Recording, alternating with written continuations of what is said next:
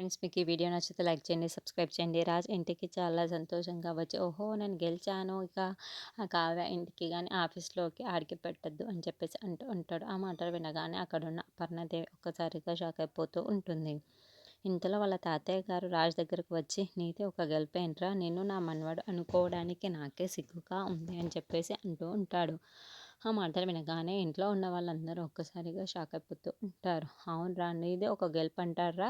ఎవరైనా నువ్వు కావ్య వేసిన డిజైన్స్‌ని దొంగతనంగా దొంగిలించి అక్కడున్న వాళ్ళందరి దగ్గర ప్రెజెంటేషన్ చేసి నువ్వు గెలిచావు. అంతేగాని నీ స్వయంకృతంగా ఎప్పటికీ గెలవలేవు అని చెప్పేసి అంటాడు. ఆ మాటలు వినగానే అక్కడున్న రాజు ఒక్కసారిగా షాక్ అయిపోయి, తాతయ్యకి ఎలా తెలిసిందో ఈ విషయం అని చెప్పేసి అనుకుంటాడు. ఇంతలో అక్కడున్న అపర్ణదేవి అయితే, ఏంట్రా నువ్వు చేసింది ఈ పనా అని చెప్పేసి అంటుంది. ఇంతలో అక్కడున్న వాళ్ళ తాతయ్య మాత్రం, అవును, వీడు చేసిన ఎదవ పనికి గెలిచాను అని విర్రవీగుతున్నాడు.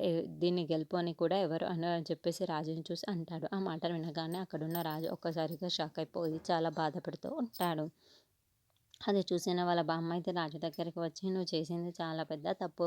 అయినా సరే ఇంకా కావ్యని అర్థం చేసుకోకపోతే ఎలారా, నిన్నేమనాలో అర్థం కావటం లేదు. ఇకనైనా తనని అర్థం చేసుకొని కావ్యని ఇంటికి తీసుకొని రారా. తాను లేకపోతే ఇల్లు ఎలా ఉందో ఒక్కసారైనా ఆలోచించావా? కావ్యని ఇంటికి తీసుకొని వస్తే చాలా సంతోషంగా ఉంటుంది రాజ్ అని చెప్పేసి వాళ్ళ బామ్మగారు చెప్తూ ఉంటారు. ఆ మాటలు వినగానే వాళ్ళ బామ్మ రాజు అయితే ఏమీ పట్టించుకోకుండా సైలెంట్‌గా ఉంటాడు. అది చూసిన వాళ్ళందరూ రాజు తీసుకొని రారా అని చెప్పేసి